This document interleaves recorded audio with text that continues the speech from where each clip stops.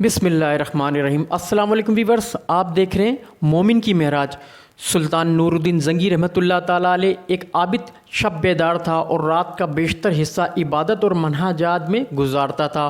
اس کا معمول تھا کہ نماز عشاء کے بعد باکثرت نوافل پڑھتا اور پھر رسول کریم صلی اللہ علیہ وسلم پر درود بھیج کر تھوڑی دیر کے لیے بستر پر لیٹ جاتا، کچھ وقت کے لیے نماز تہجد کے لیے اٹھتا اور صبح تک نہایتی خشوع و خضوع کے ساتھ عبادت میں مشغول رہتا۔ ایک شب اوراق و وظائف سے فارغ ہو کر بستر پر لیٹا تو متبادر 3 رات رسول کریم صلی اللہ علیہ وسلم کو خواب میں دیکھا۔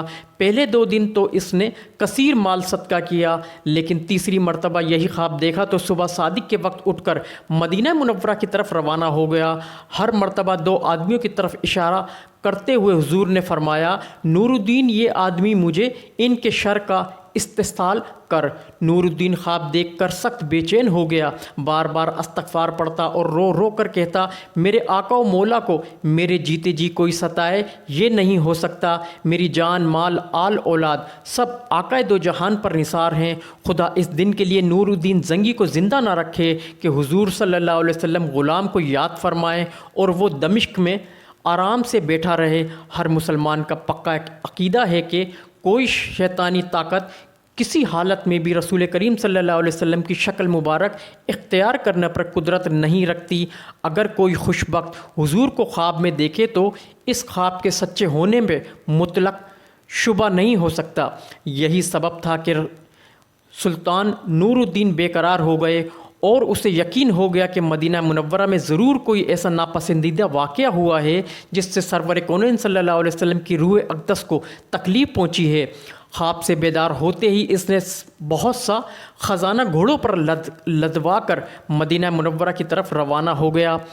اہل دمشق سلطان کے یک عزم سفر ہونے سے بہت حیران ہوئے، لیکن کسی کو معلوم نہیں تھا کہ اصل بات کیا ہے۔ دمشق سے مدینہ منورہ پہنچنے میں عام طور پر 20 سے 25 دن لگتے تھے، لیکن سلطان نے یہ سفر نہایتی تیز رفتاری کے ساتھ طے کیا اور 16ویں دن مدینہ جا پہنچا۔ اہل مدینہ اس کی اچانک آمد پر حیران رہ گئے۔ سلطان نے آتے ہی شہر میں آنے جانے کے دروازے بند کروا دیے اور پھر منادی کرا دی کہ آج تمام اہل مدینہ اس کے ساتھ کھانا کھائیں۔ تمام اہل مدینہ نہایتی خوش دلی سے سلطان کی نظر سے گزر گئے، لیکن ان میں وہ 2 آدمی نہیں تھے جن کی شکلیں اسے خواب میں دکھائی گئی تھیں۔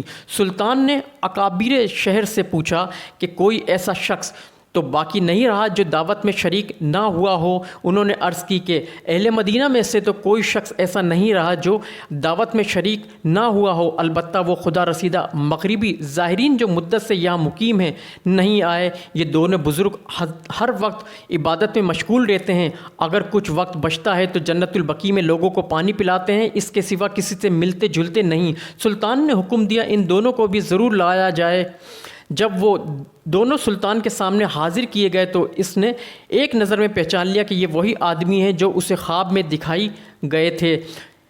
انہیں دیکھ کر سلطان کا خون کھول اٹھا، لیکن تحقیق حال ضروری تھی کیونکہ ان کا لباس ظاہرانہ اور شکل و صورت مومنوں کی تھی۔ سلطان نے ان سے پوچھا کہ تم دونوں کہاں رہتے ہو؟ انہوں نے بتایا کہ روضہ اقدس کے قریب ایک مکان کرائے پر لے رکھا ہے اور اسی میں ہر وقت ذکر الہی میں مشغول رہتے ہیں۔ سلطان نے ان دونوں کو وہیں اپنے آدمیوں کی نگرانی میں چھوڑا اور خود اکابر شہر کے ہمراہ اس مکان میں جا پہنچے۔ یہ ایک چھوٹا سا مکان تھا جس میں نہایتی مختصر سامان مکینیوں کی زائدانہ زندگی کی شہادت دے رہا تھا۔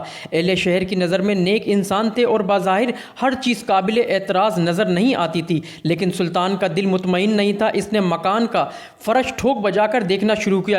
یک سلطان کو ایک چٹائی کے نیچے فرش ہلتا ہوا محسوس ہوا۔ چٹائی ہٹا کر دیکھا تو ایک چوڑی سل تھی، اسے سرکایا گیا تو ایک خوفناک انکشاف ہوا۔ یہ ایک سرنگ تھی جو روضہ اقدس کی طرف جاتی تھی۔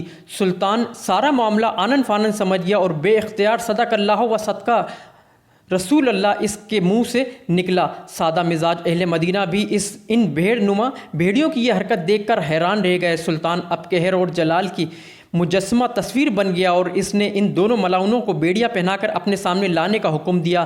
جب وہ سلطان کے سامنے پیش ہوئے تو اس نے ان سے نہایتی غضبناک لہجے میں مخاطب ہو کر پوچھا، سچ سچ بتاؤ تم کون ہو اور اس ناپاک حرکت سے تمہارا کیا مقصد ہے؟ دونوں ملعونوں نے نہایتی بے شرمی اور ڈھٹائی سے جواب دیا، اے سلطان، ہم دونوں یہودی تھے اور اپنی قوم کی طرف سے تمہارے پیغمبر کی لاش چرانے پر مامور ہوئے ہیں۔ ہمارے نزدیک اس سے بڑھ کر اور کوئی کار ثواب نہیں۔ سلطان نے کہا، اسی دن دونوں ملعونوں کی گردنیں اڑا دیں اور ان کی لاشیں بھڑکتی ہوئی آگ کے الاؤ میں ڈال دیں۔ یہ کام انجام دے کر سلطان پر رکت طاری ہو گئی اور شدید گریہ سے اس کی گگی بند گئی اور مدینہ منورہ کی گلیوں میں روتا ہوا گھومتا تھا اور کہتا تھا، زہ نصیب کے اس خدمت کے لیے حضور کریم صلی اللہ علیہ وسلم نے اس غلام کا انتخاب فرمایا۔ سلطان کے حکم کی تعمیل میں روضہ اطہر کے چاروں طرف اتنی گہری خندق کھودی گئی کہ زمین سے پانی نکل آیا۔ اس کے بعد اس میں سیسا بھر دیا گیا۔ یہ سیسا کی دیوار روضہ اقدس کے گرد آج تک موجود ہے اور انشاءاللہ قیامت تک قائم رہے گی۔ اس سے بڑھ کر سلطان کی مغفرت کا اور کیا سامان ہو سکتا ہے؟ ویور فیڈ بیک ضرور دیجیے گا، چینل کو سبسکرائب کریں۔ ملتے ہیں دوسری ویڈیو میں، اللہ حافظ۔